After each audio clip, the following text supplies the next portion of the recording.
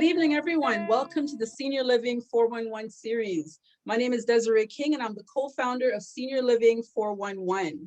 We offer an affordable and comprehensive 240-point senior home safety assessment. We will leave you a written safety survey summary and recommendations. Now, our mission here is to provide education and resources designed to help people live empowered lives and make informed decisions. And out of this mission was born the Senior Living 411 series. The 411, it's what Ontario seniors and their adult children want concerning aging in place, in-home healthcare options, retirement planning, downsizing and decluttering, home safety, and so much more. These topics, along with others, are presented in the Senior Living 411 series as 30 to 60-minute monthly educational seminars on Zoom, Facebook Live, and also on my podcast. Adults 55 plus, seniors, and caregivers are invited to attend the free Senior Living 411 series to learn the actual facts about issues related to aging. The series of candid conversations and expert panel discussions about the unique and often complex issues facing families are moderated by either myself, Desiree King, or my husband, Alpha King. These discussions allow families to get to know the people behind the profession, thereby creating a safe space to ask questions, learn, and ultimately form proactive relationships so that when a situation arises, you can reach out to someone who you know and you can trust.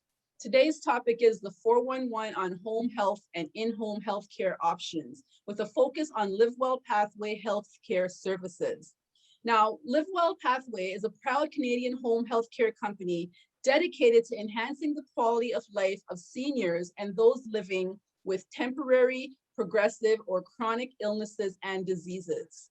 Through years of experience and dedication to continuous learning, you can rest assured that your loved ones will receive the best care delivered with integrity, commitment, dignity, and compassion.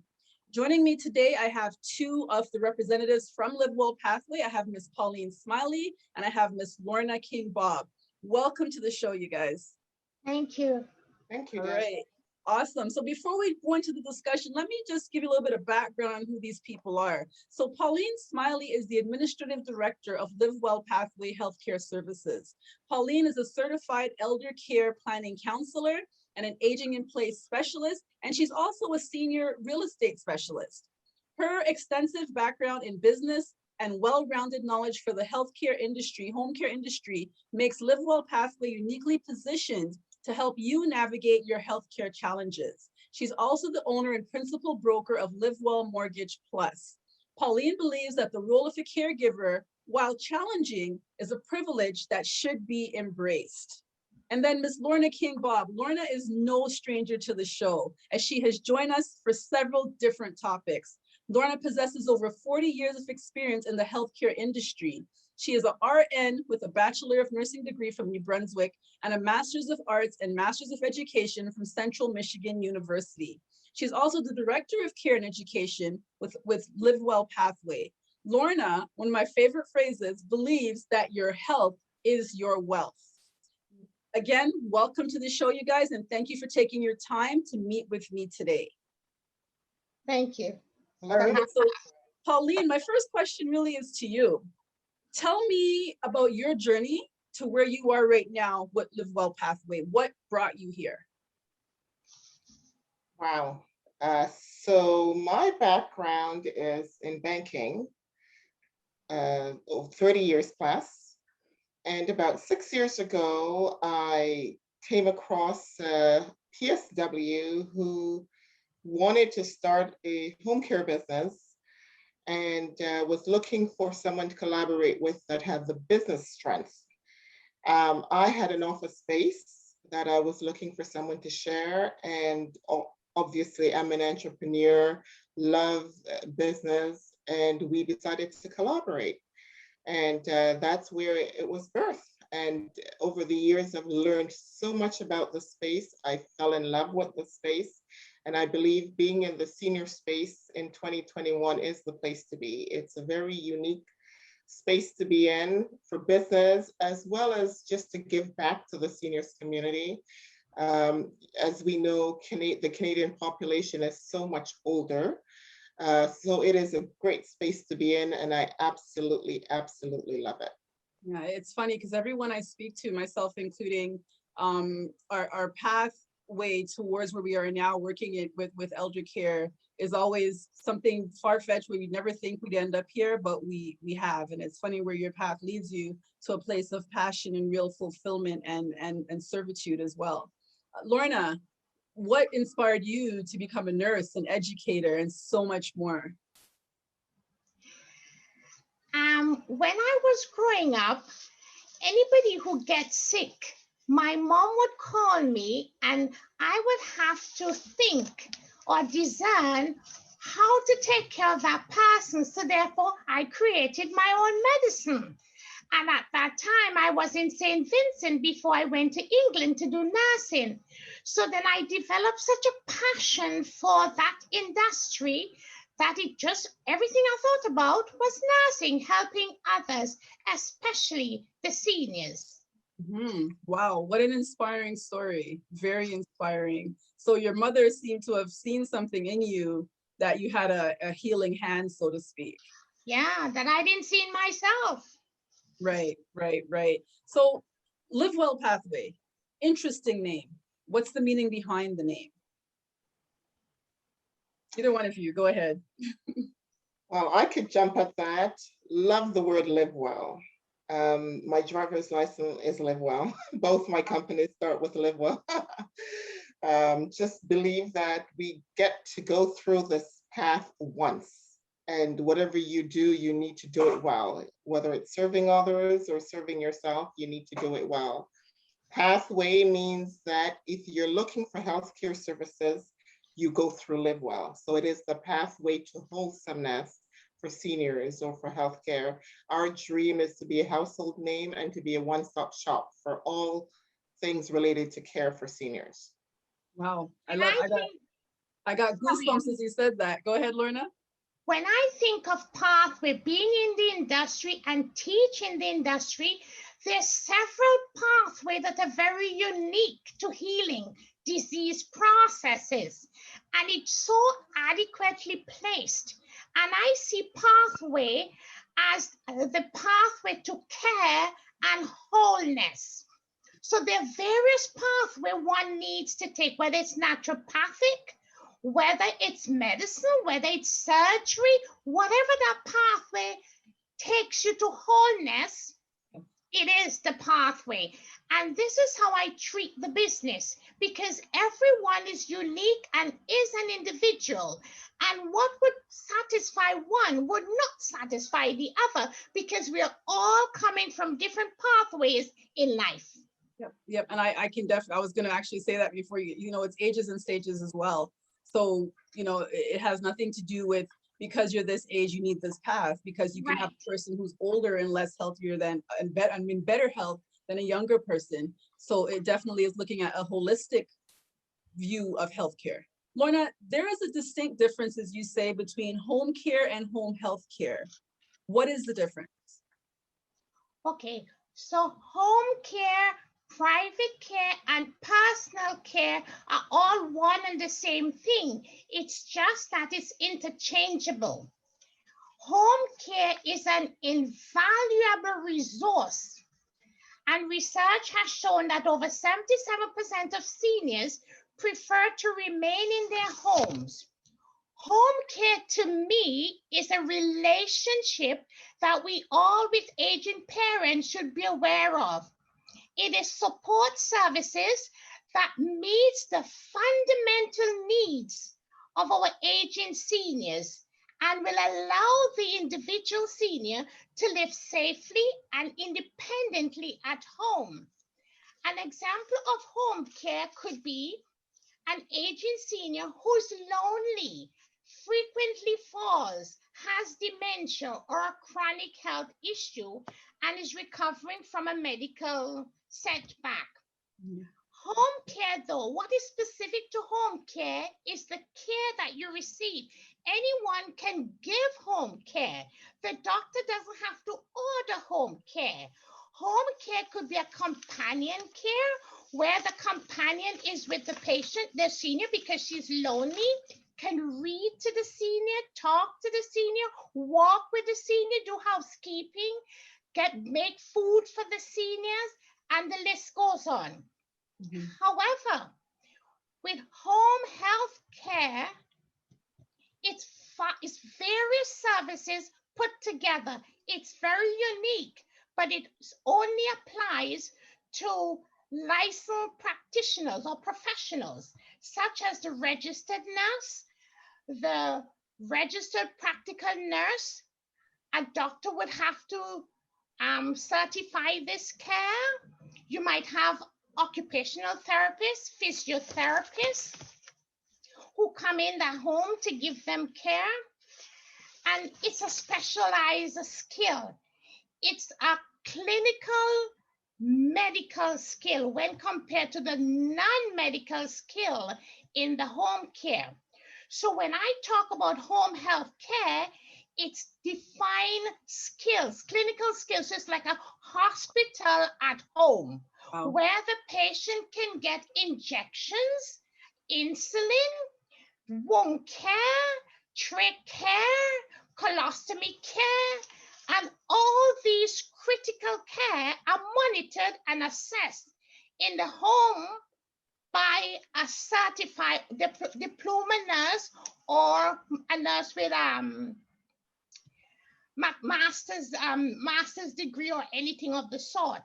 So they have a doctor they can refer to get things propel faster in the care of the patient or the senior.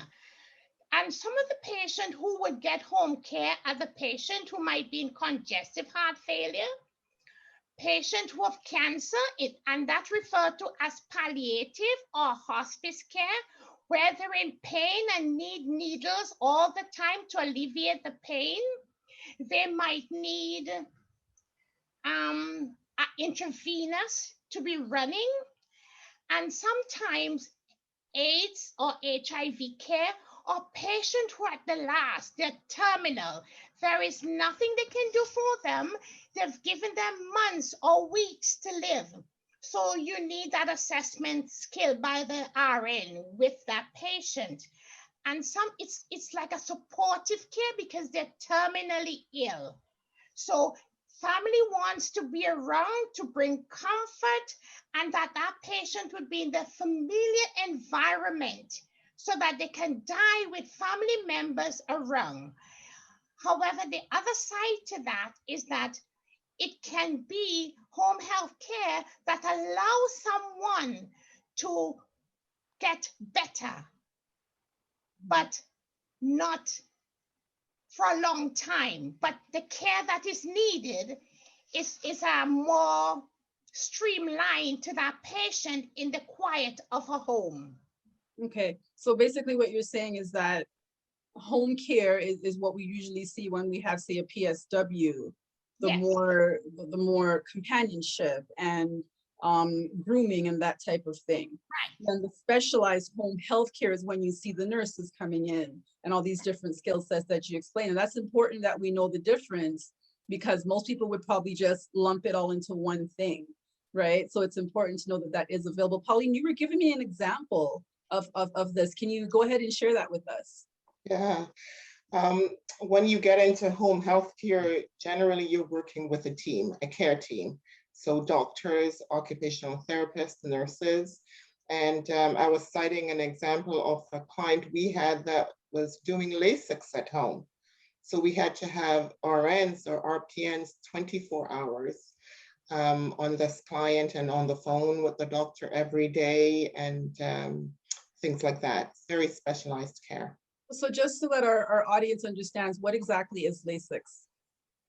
I'll defer to Lorna on that. She is the nurse. LASIK is a diuretic. So when they go into congestive heart failure, that means there's a lot of backing up of fluid from the lungs right to the heart, because the blood has to go to the lungs to be reoxygenated. But because the valves are not closing properly, you've got that congestion right to the journey to the lungs. So when it gets, and sometimes it's the valves in the heart are not closing properly. So you've got a backflow of the blood. So it creates a congestion. So when they get LASIK, the intravenous is started in the home. So she's got a cat pump. It's a little pump that would give her the LASIK, and then they monitor the blood work, because with LASIK you can lose your electrolytes, especially potassium.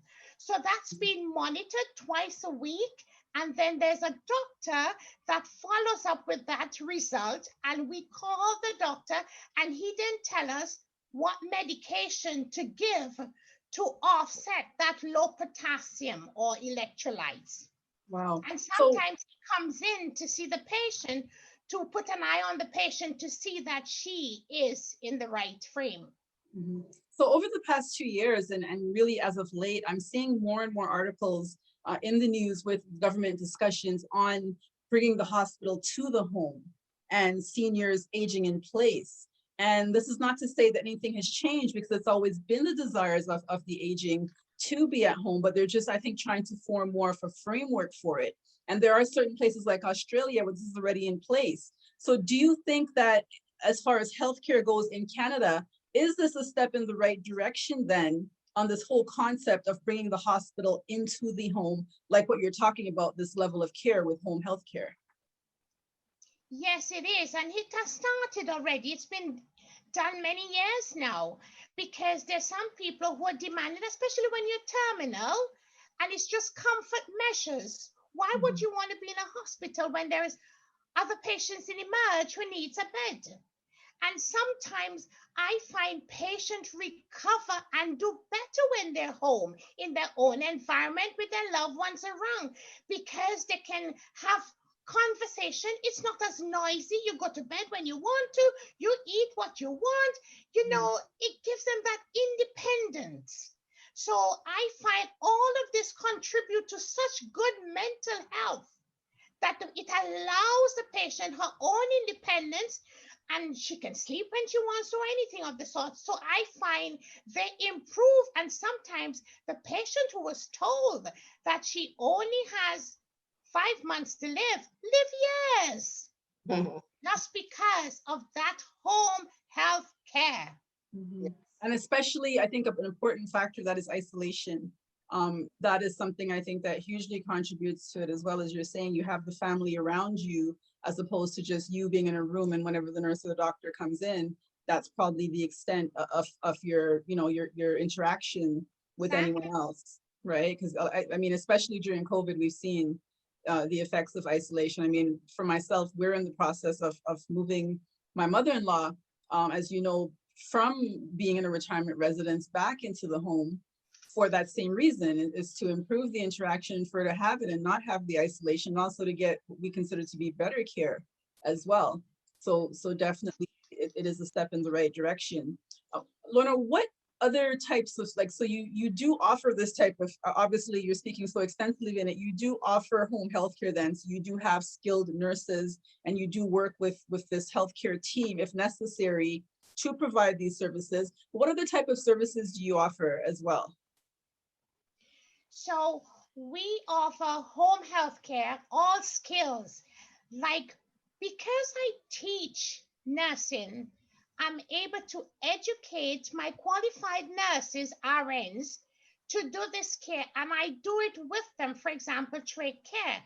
So all skills, whether it's colostomy, whether it's a vac care, whether it's wound care, and we just don't do these care, we teach the family members. So when we're not there, they know what to do. And it's amazing when they call you, I feel so good. They're now telling me what I've taught them. It's training. So she's now using the medical language. Not that the dressing is wet. She says it's training. And we get patients with every disease process possible that can be taken care of in the hospital, whether it's post-op care, whether it's a wound care that needs packing, wherever in the body it is, whatever surgery you've had done. because I'm very hands-on with what I do, because I still work at Trillium helping out in these capacities. So Right. I just bring it across to the client's home. So we go to you wherever you say home is, whether it's in a long-term care, a retirement home, wherever you say home is, we're there for you day and night, 24 hours, 4 hours, whatever you want. We're here for you. Livewell Pathway. And you know what? That is important to indicate what the definition of home is. Home is whatever you consider to be home Exactly. at that given time. Pauline, were you about to say something? Yes, I was just going to add to that, as we know in Ontario, most seniors get some level of free care from government subsidized care from LIN. And especially now in COVID, it's no secret that it's generally not enough, not adequate. The stories I'm hearing nowadays, my heart goes out to the caregivers as well, because they're taking people from wherever they can, and it's just not working out. Let's say that. So we provide top-up care. Will not encourage anybody to refuse LIN or not take advantage of that free service, but we are here to provide top-up care. So LIN comes in for an hour in the morning, an hour at night. In between that, there's a lot of care that's needed. They need to be fed. Some people need to take walks. So we are more than happy to come in for 4 hours, anywhere from 4 hours to 24 hours, and provide what we call top-up care on top of what LIN provides. I think If it's I could important make to highlight as well that LIN is more of a functional role. So they come in, they go out. They don't have that time. And that's how a lot of home care, healthcare companies were started, because, people realize that this is just functional. What if the person needs someone to have a conversation with, like you said? What if the person needs to have a walk? So the government care is good for the functional part of it, but there's more that people need on the wholesome, the overall outlook of it. Right. Go ahead, Lorna. And Lorna spoke about post-op. Yes. Often we find when people are released from the hospital, yes, again, they get LIN for a couple hours a day, but it sometimes takes weeks and months for them to be functional and be able to survive on their own. And family members, it's natural for them to want to jump in, but they'll soon realize there's no way I can raise my family, take care of myself, and take this on. Not only do they get burnt out, but in most cases, they don't have the skill set to be able to deal with the nature of the illness that this person is dealing with. So it's always better to have someone that is more capable, trained, and can handle this better than you do. Mm-hmm. And touching on the note of burnout, let's talk about respite care since we went there. Even though someone may choose to do this, what is respite care and what are their options and what are the benefits of having this? If someone does find themselves in a position where they want to do this or they want to be more involved, explain respite care to us. And do you offer that as well? Go ahead, Lorna. Respite care could be 1 day or it could be 6 months. It's what the patient needs. Respite care could be in your own home. It could be in a long-term care facility. It could be in a retirement home. You're just renting that space. And you have to pay from your pocket because it's private care, as it were. So when you go to these facilities, you get that if the care requires a registered nurse or a PSW, it's really to help you recover. The many things I said about home care, that element is in respite care as well, because some respite care just need a PSW to give you of her time so that you can recover and gain independence and be able to take care of yourself again. Whereas another part of respite care could be home health care. So some of us have different needs depending upon what the disease process is or what we're trying to achieve. And sometimes in respite care, if there is an infection, the assessment piece has to come in because sometimes they might have to go back to the hospital or have the doctor's intervention for treatment. So respite could be 1 day or 6 months or whatever it needs for you to feel well or whole again, and then you return home. And So, also, if I can add to that, for example, how, like my mother-in-law is coming back into the house. Of course, we will be there to help her, but there are times when we want to take that break as well, or go on vacation or whatever it may be. So that's also to give, it's beneficial to the person receiving the care, but also the person who is the family at home with this person, that they can leave knowing that the person is in the hands of someone competent to take over until they return as well. Yeah, that's a very valuable part I should have mentioned in respite care too, because it helps to prevent family burnout or your spouse burnout.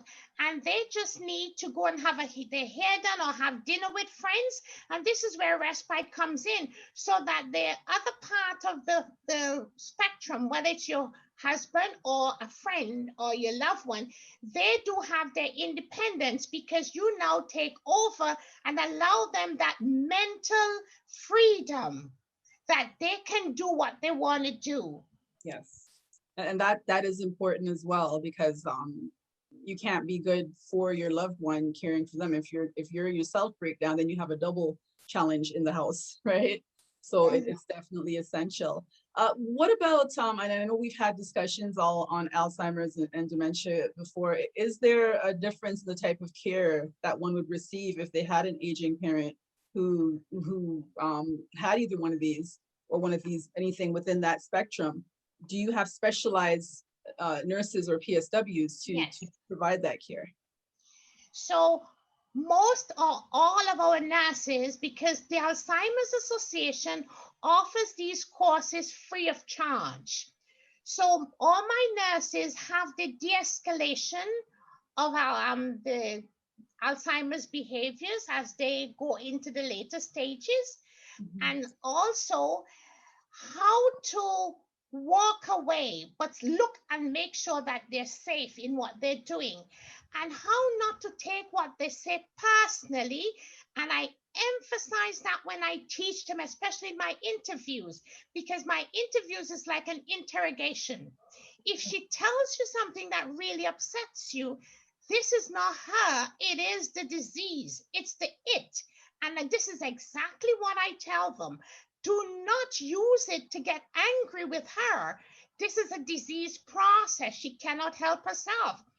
And we do have family members who are not using the chemical control that some of these patients need. So I just last week, this patient, he's now lashing out and hurting the PSWs. So I had a gentle talk with the son.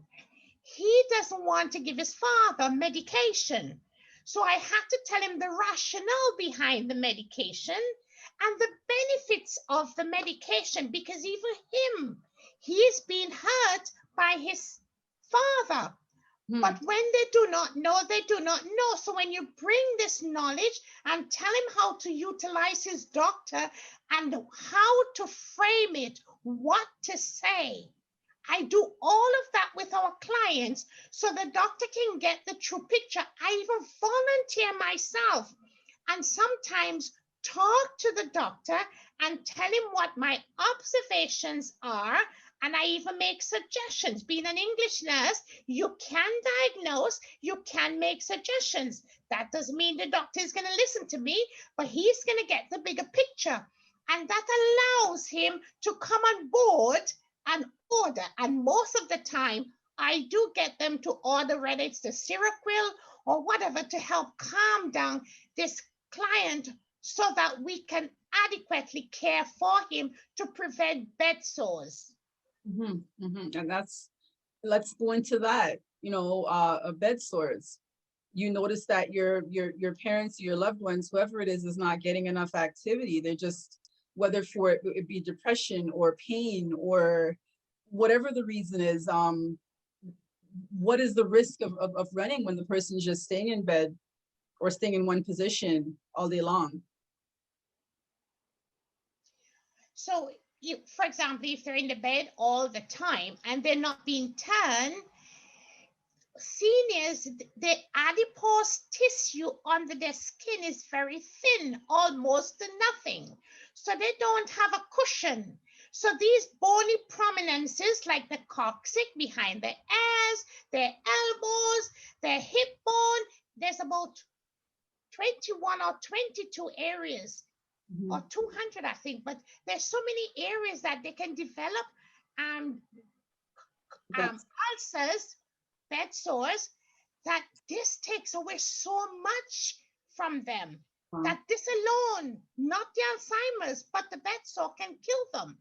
Because when they start draining and having infection and that bed sore gets to the bone, that's infection, that's cellulitis, necrosis, antibiotics, not eating properly because this is the tea and toast generation.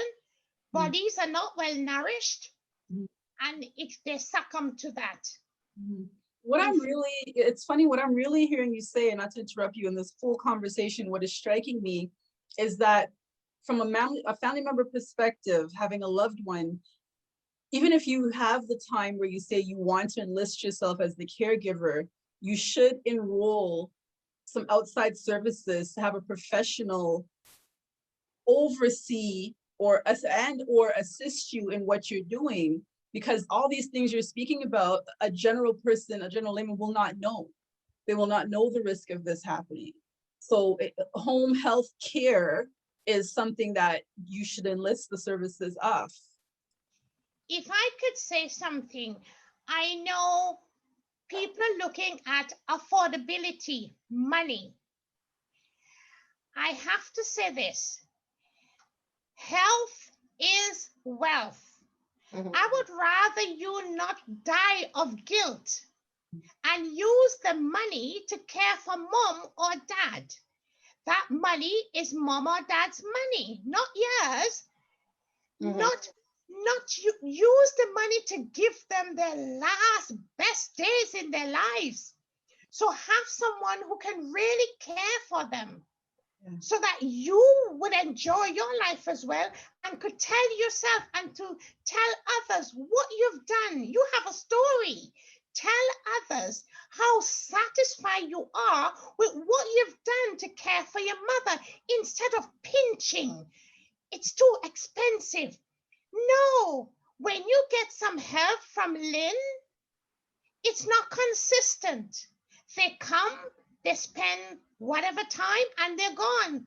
When you go back, mom is on the floor. How long has she been on the floor?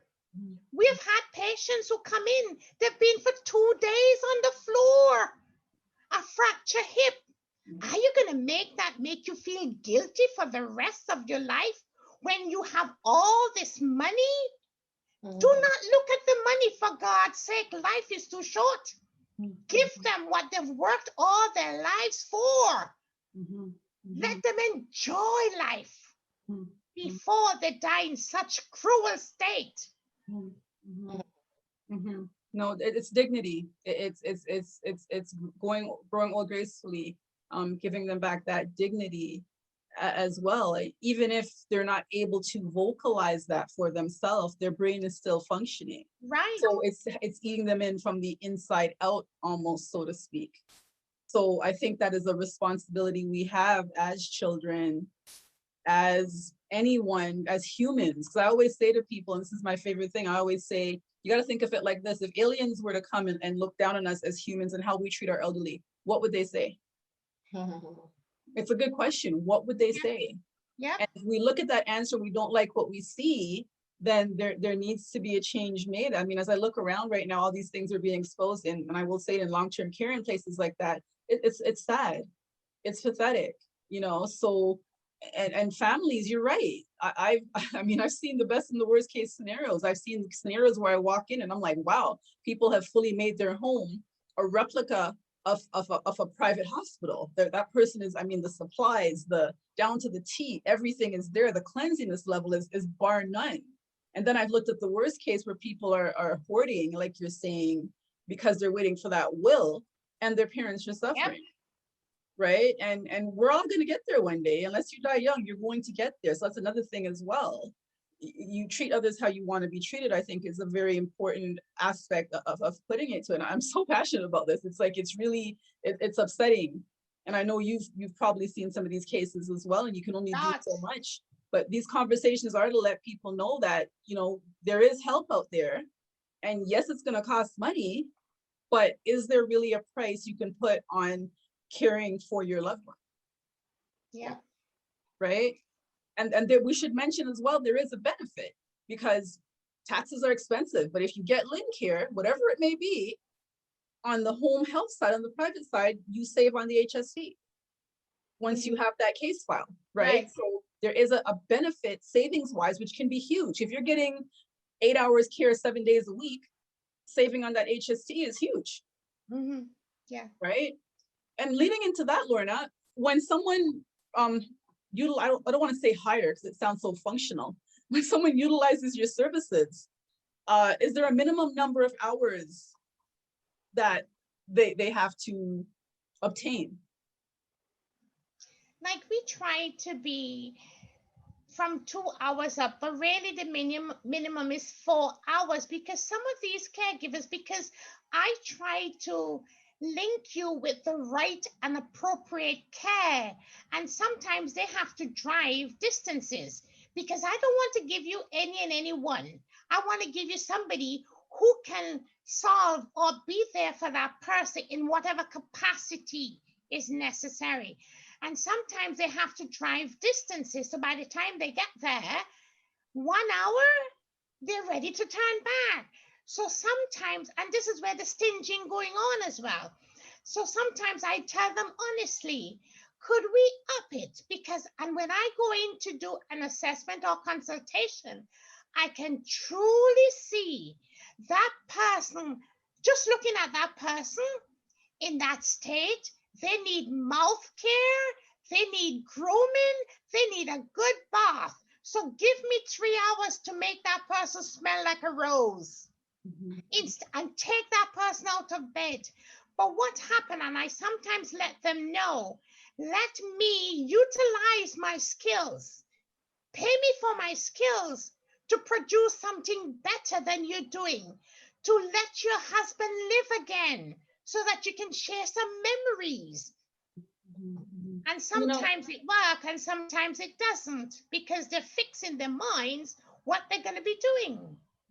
I think people, and I've seen it firsthand when I worked as a care coordinator, is people look at, say, 3 hours or 4 hours, and they're thinking, okay, mom only needs breakfast, or she may need dinner, depending on what time they're coming, and there's nothing else. So what else is happening with this time? And then also on the flip side, if a caregiver or a PSW is not properly trained, then unless they're cued by the person on things to do, they're not thinking on their own of how to use their skill sets. So when you have a family coming to you saying, oh my gosh, 4 hours, what are they going to do in 4 hours? How do you, like, I mean, you gave us some examples, but how do you break that down? And how do you ensure that your caregivers are doing that as well during the time? Okay, so one of the things that I do, I make a plan of care. So I let them see how every minute of that 4 hours would be utilized. I have a patient right now. She does have early dementia. And I vetted my PSWs because of who she is. And the second day when she went, she washed her feet, because we do this in England. She washed her feet in warm water and soaked it, and then she massaged it. Then the daughter called me late in the night. What did you do to my mother? I've heard it 4 times already in 24 hours. So these are the things I build in. Exercise, reading to them. Some people like to hear good Christian music. Some people like the Bible being read to them. So I look at their idiosyncrasies, their likes and dislikes. This is one of the big questions I ask. And I ask permission if I can do this. And I do not make up that plan of care by myself. I get the family involved, because one can tell me what she likes and somebody else tells me something different. So I put all of that together, and this is how we gain our caregivers and our clients and have them for so long. And they tell others what we have done. They take them outside for walk. I have a PSW. She has cooked some salmon for this client. I was on the phone asking her how things went. And I heard somebody says, could I kiss you? Could I? This is the honest truth. This was the client kissing my worker and saying, thank you, I ate all my food. So I usually tell my workers, treat them as if it's your own mother or father lying in that bed. Please. And I educate my workers, because I teach the Bachelor of Science. So I bring all of that teaching to my workers, and they're allowed to ask me questions. And when they run into difficulties, I am only a phone call away. And this is how we are able to enhance the care that we give, which is different and consistent. And you know what? I will say that I think that's one thing that's always drawn me to you from when we first met. I've encountered many different agencies, and a lot of these, there's a lot of home health care, there's a lot of home care agencies. A lot of it is financially driven. It's a franchise, and there's no consistency throughout the brand. And people are coming in a lot of times, maybe with the business acumen, but they don't have the skill sets that Lorna has, where she's saying she trains them and she really does this. I can say that from experience. I have not seen it anywhere else. So that is something differently. And that was one of my questions I was going to ask you towards the end. But what makes Livewell Pathway different? Like, I'm going to ask you guys right that in the middle of this right now. Let us know what, Pauline, Lorna, both of you, what makes Livewell Pathway different? Why should someone choose you? And I mean, most people would say we have PSW. I've heard the pitch already from so many people. We have PSWs, we have nurses, great. Everyone else does. Why you? Go ahead, Pauline. Let me jump in first. That as our name suggests, that we are a pathway to living well. So for us, it's 100% not money driven. And if you know me, I handle the business side of the business.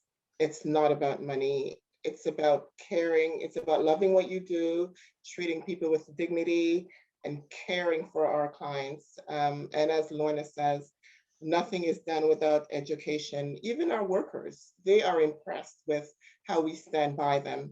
And they can call at any time. We check in on them if we don't hear from them for a few days. We check in to see how things are going. What suggestions can we make, depending on what they're dealing with the clients. Most clients are difficult at that age, but it is what it is. It's the caregiver that needs to adjust.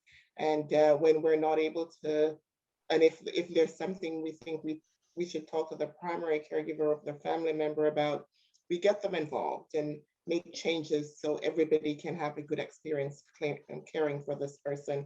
So our heart is in what we do, and we absolutely love what we do. And this is why we're in the space to care for seniors, and we do it with the utmost dignity and love. Being a nurse for over 40 plus years and being English trained, I do not take home care lightly. My heart and soul is in it. When I introduce myself to my students, I tell them nursing is my oxygen. And if you look on the internet, that's exactly what's there.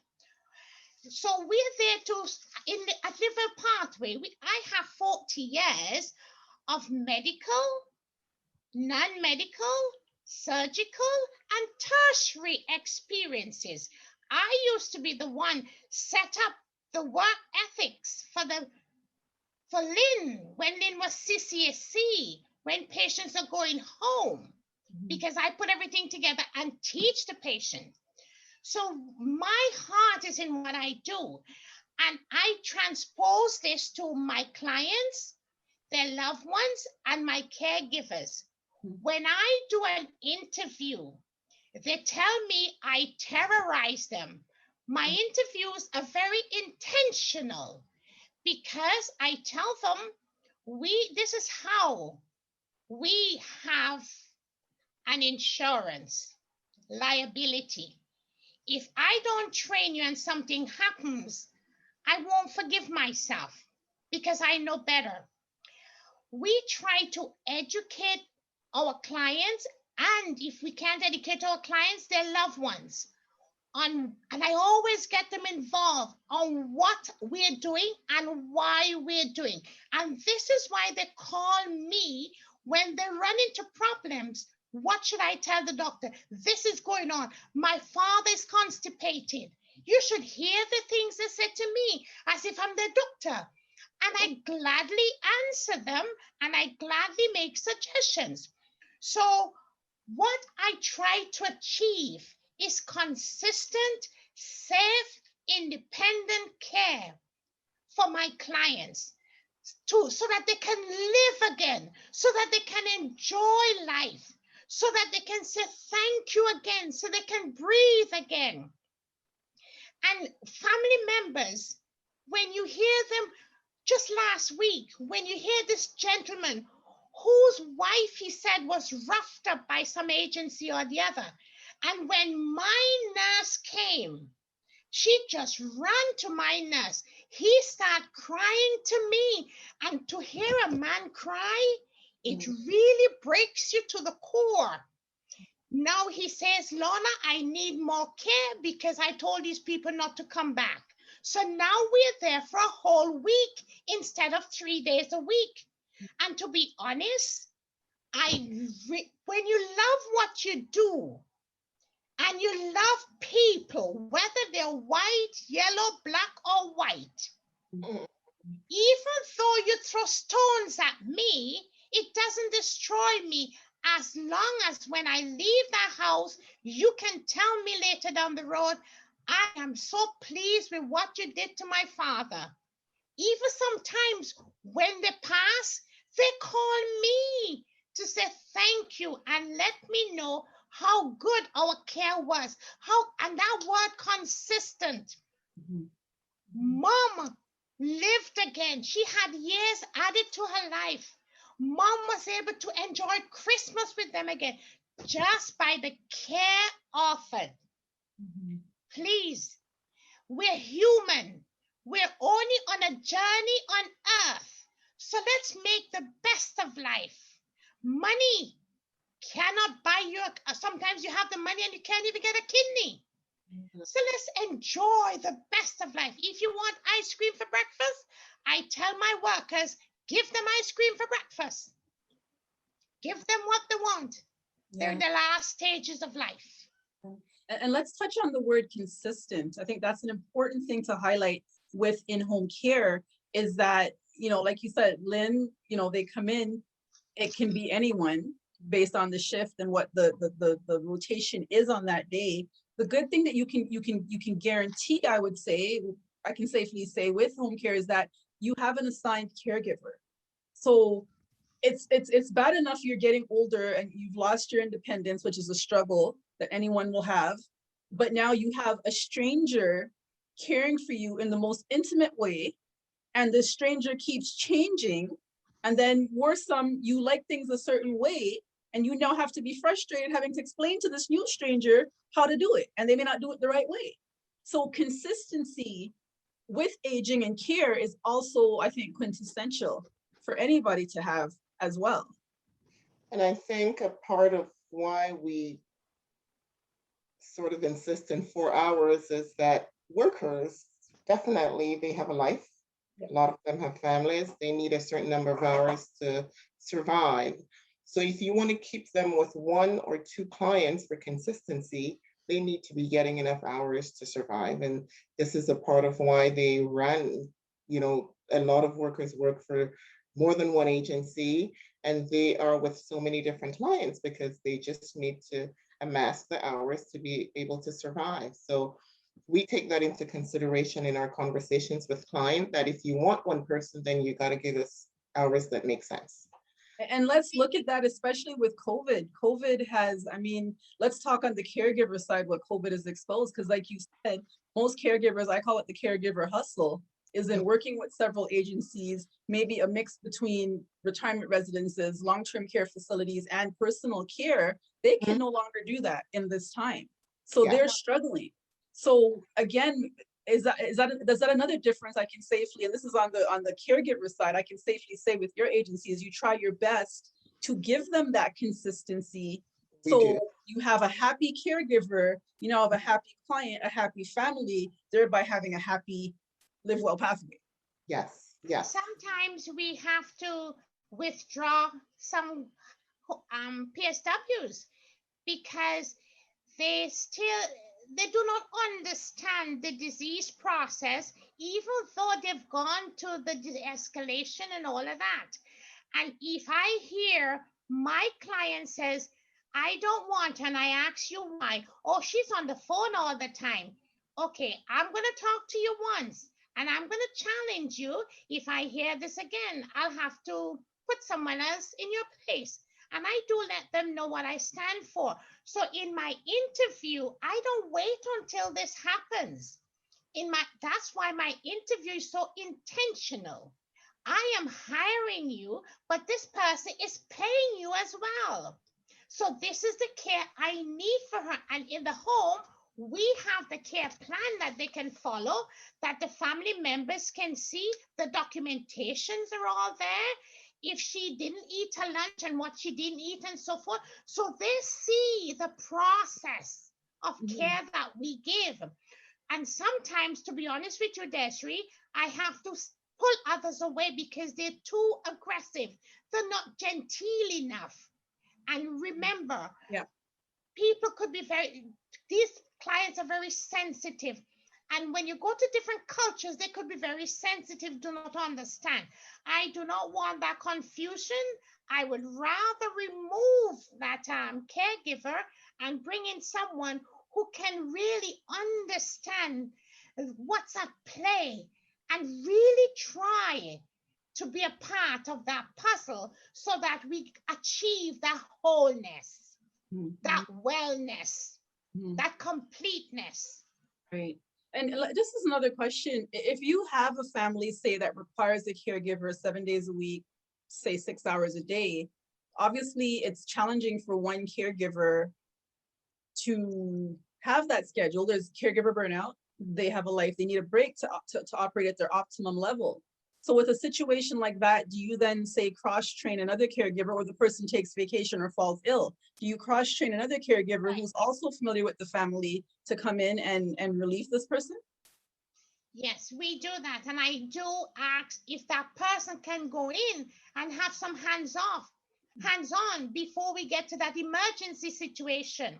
And I pay them whether they need 2 hours or just 2 days to go in, because we've got a child who has a trach, and everyone who cares for that child has to go in and be precepted by the main nurse. And if it takes 2 or 4 hours, we pay you, but we need almost perfection because we're talking life here.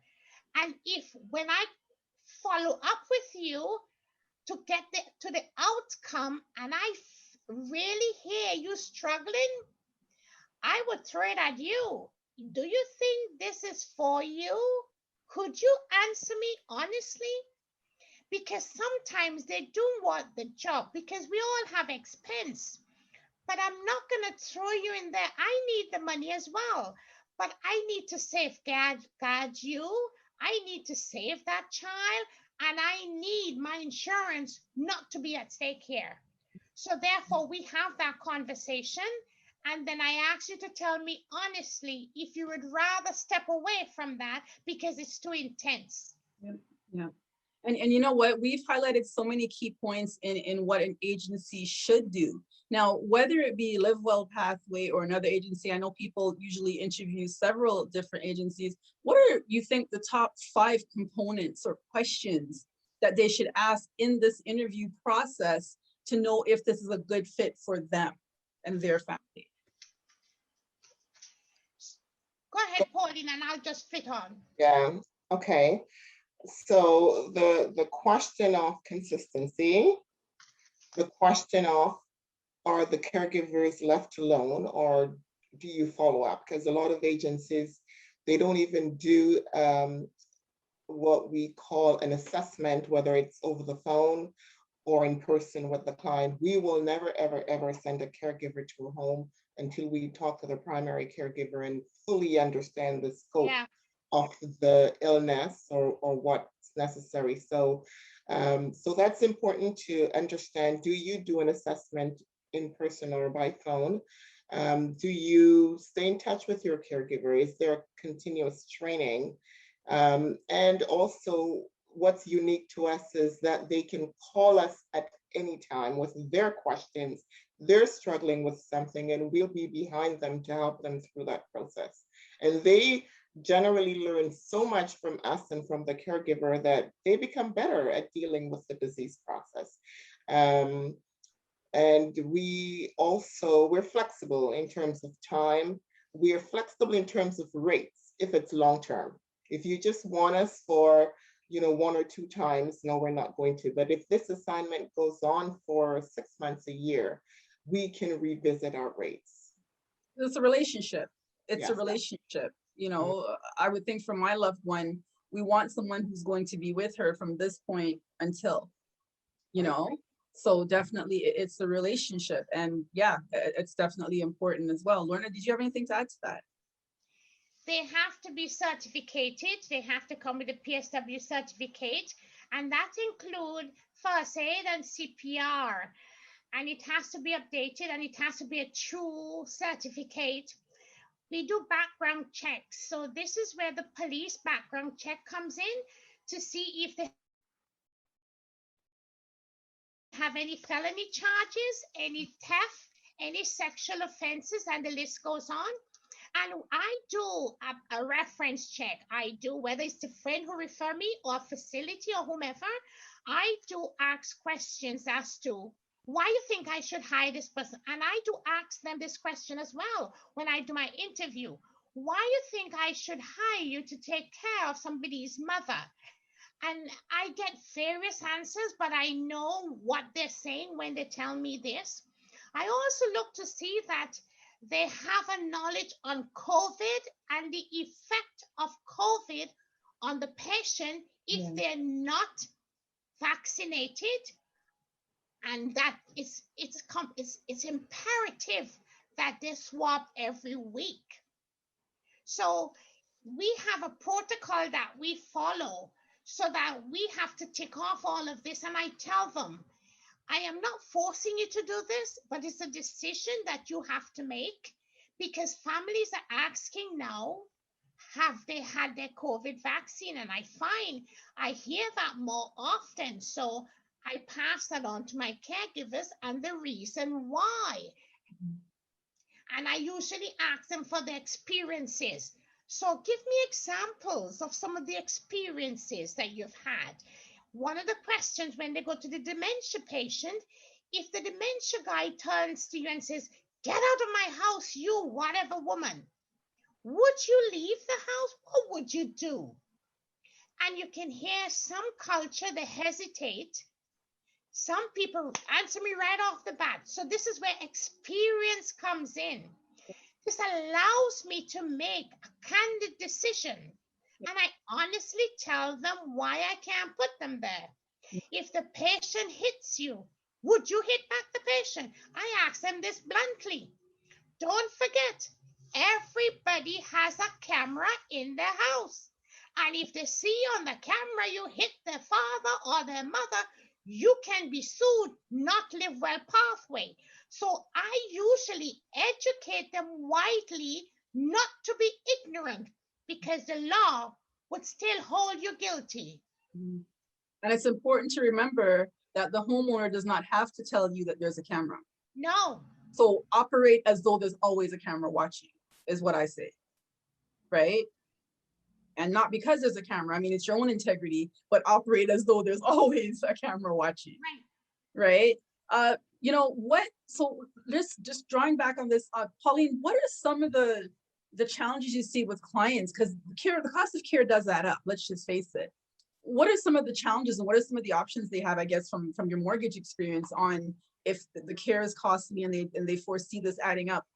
What are some of the options you can give someone? Strangely, even from people with affluent means, the pushback of the cost is always number one. However, it's important to understand that, as Lorna said earlier, money cannot buy health. And most people, when you're in a palliative or a chronic stage, just allow them to go out the best way possible. So some of the ways to be able to afford care is there is what's called a CHIP reverse mortgage. There are a lot of people with homes that are paid off, no mortgage. They can have a mortgage that comes with no payments. They don't have to make any payments until that house is sold.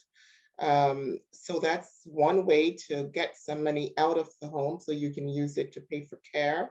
You can arrange this in a way that the bank gives you monthly payments. You don't have to take a lump sum and then interest is accumulating on this large amount of money for $500,000 from day one. You can take it in monthly payments. So if you need $4,000 or $5,000 a month for care, $2,000 a month for care, that bank will send you $2,000 a month to pay for the care. You could even arrange it for them to pay these bills for you directly, so you don't have to be involved. So that's one way to do it, the CHIP reverse mortgage. And for people that are younger and that are planning retirement now, I strongly recommend things like long-term care insurance. This is probably newer to our industry, but it is something that I want to start talking about a lot more for people our age, Desiree, and people under 65, so that in the event you lose your 3 activities of daily living or you end up in a retirement home, there is insurance that can subsidize your stay in a retirement home. There is also lines of credits, net worth mortgages for people with money. You can borrow against your net worth. Your net worth can act as income for you, so you can get lines of credits on your homes or even against your assets to help take care of you. So those are disability insurance is another one that, at our age, and, if someone is 75, 80 years old, that's probably not something that's going to happen.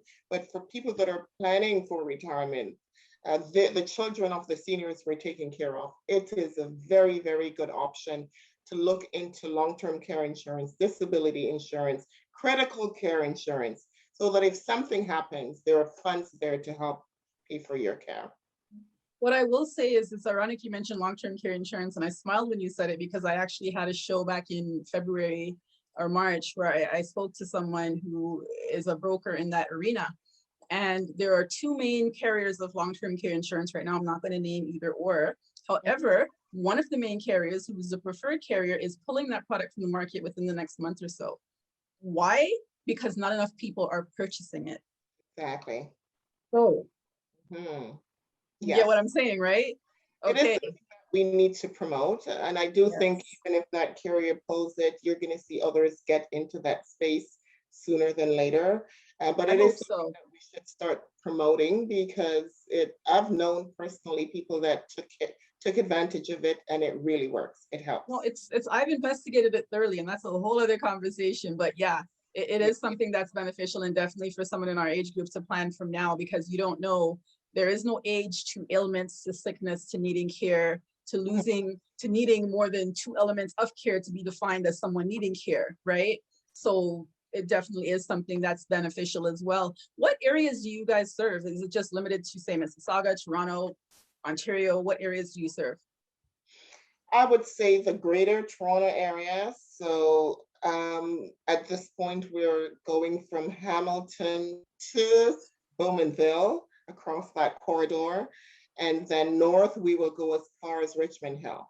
Okay. However, we welcome all calls. We've had calls from Kitchener, from London, and we will do our best. We've had, caregivers that has moved away, and they continue to work for us in the same capacity in the cities that they live. So we welcome every phone call. If we're not able to fill it, we'll quickly let you know. We won't string you along, but we do welcome phone calls from pretty much the GTA and surrounding areas. Okay, so I'm watching this show. I mean, as far as Barrie. Okay, as far as Barrie, I'm watching this show. I've gotten excited. I've gone way off script and just really went into the conversation because it's something that when you're passionate about it, you just go into your own zone. How does someone get in contact with Livewell Pathway? Okay, our website is probably the first place to start, www.livewellpathway.ca. You can send us an email through our website. It will come right to our phones and we will respond right away. Or you can call our phone number. We have a toll-free number, 1-855-274-2228, or by email, info@livewellpathway.ca. But our website is the easiest place to go. And is there any information someone should have, I guess, on hand or ready for that initial phone call that you may ask, or for that initial assessment visit? Just for sure to be able to tell us exactly what your loved one is going through. We will not agree to care unless we know specifically what the situation is and how to match care to that specific situation. We don't just send a body, we're sending someone that's a good fit for the need that you have. Mm-hmm. And sometimes when they call, apparently they've heard about me and they ask a lot of questions to get some learning experience, and then they utilize what I've taught them. And I don't mind, because if it's helpful, use it. Exactly. And Lorna, with that being said, what is your favorite quote? You mean favorite quote? Well, nursing is my oxygen. It's my favorite quote. You mean? Yes. I tell everybody this. I breathe and I sleep and I walk oxygen nursing. I've been doing the thing since I was a little child, and now I'm getting older, and even the doctors would ask me, what do you think, Lorna? And I make suggestions. I just live for nursing. I go to the supermarket. I'll tell you a story. I go to the supermarket, Costco, and there was this lady really limping and she was in pain. So I let my husband go ahead of me because he tells me that I'm a Samaritan. So I let him go ahead of me and I went beside and I said, how did you get this limp? What happened? When she told me, I gave her advice. I gave her a doctor's name and I gave her my number. Yeah. She had surgery. She had a crack in her ankle. So after educating her and coaching her, she had an x-ray. It was a crack. It's only an MRI that picked it up, not the CT scan. So after you have to share life. We're only this. That's why they say the graveyard is so wealthy. No, I'm not taking anything down there. I'm just giving it to anybody. I don't care. As long as you can utilize it, Lorna would help you with it. My husband tells me all the time, you're a good Samaritan. And my reply to him is this: here go I for the grace of God. Amen. Amen. And you know what? I agree with you. That is why I do this show, is because, I mean, we're full of commercials that we can see. We're full of billboards, newspaper articles, websites. But I think for me, fundamentally, when I'm choosing a service, and I think a lot of people would agree, I want to know the person behind it. Because fundamentally, that's what it's about, is who is behind this? What is their why? Are they aligned with what I'm doing? And for me, I consider myself to be a source, like a concierge for those who require service. I need to know that the businesses I refer or whatever, that they're aligned with me as well, because it's the namesake that goes behind it. So it has to be people that are aligned with what I call my pillars. Yes. With integrity, with respect, you know. So that definitely I can relate to. And one of the things I must let you know, Desiree, we do in the summer, because it's COVID, we're not on the road. But every summer, we would go on the road teaching the difference between Alzheimer's and dementia, hypertension, diabetes, anything at all. We go on the road and teach this to groups.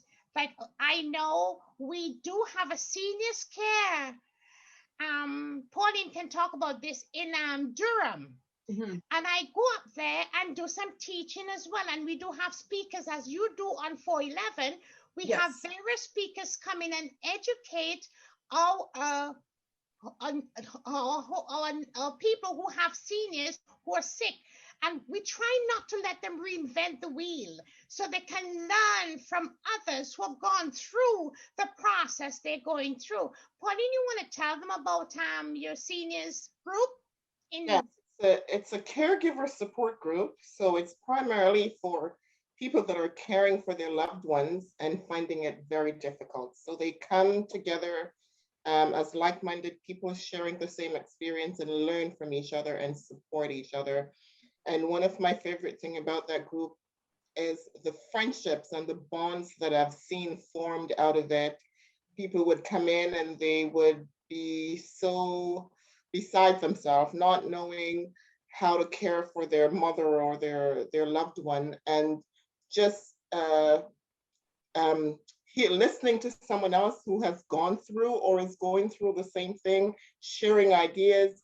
I've now have caregivers going out to massages together, doing lunches together, and they've only met at the group. So it's been one of the best ventures I've ever undertaken is starting that group. Absolutely love it. It's only online right now during COVID, but as soon as COVID is over, it's going to be coming back at the Pickering Public Library. Awesome. Awesome. And Desiree, the tears you see, yes, and experience at these ventures that we do. We're not just a pretty face. We do offer quite a lot back to the community. Yes. So my next question and my last question, and I already had something planned, but it just came to me. Let me just switch this up. I'm going to ask you guys to back and forth, so 2 words each. I want you to summarize Livewell Pathway in 4 ways. So Pauline, I want you to give me a word that represents Livewell Pathway. Lorna, feed off of that, give me a word. Pauline, you give me a word, we're almost forming a sentence, and then Lorna, do the same thing, if that makes any sense to you. Just to summarize the essence of Livewell Pathway. Pauline, what is your word? Dignity. You Lorna. have to hold with dignity. All right. Consistency. Pauline. Professional care. Affordability. All right. So you guys heard that. That is Livewell Pathway. That is what they represent.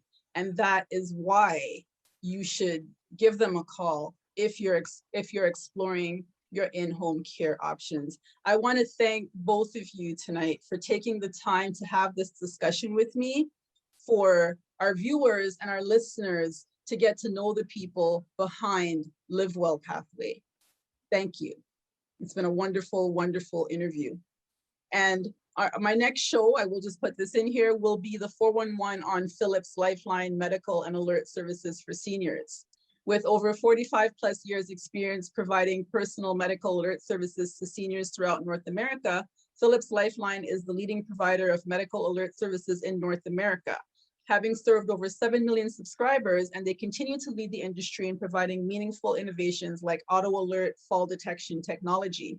So join me on Sunday, June 20th, as my special guest, Stephanie Santos Spraggett, and I will discuss the 411 on Philips Lifeline Medical and Alert Systems for Seniors. So everyone, thank you for joining us. Remember that all of these discussions can also be found on YouTube on the Senior Living 411 Incorporated channel or on the Senior Living 411 podcast. And I'm proud to say we've been ranked in the top 35 podcasts to watch for on seniors for 2021. So definitely we're reaching people, which is what our mission is to do.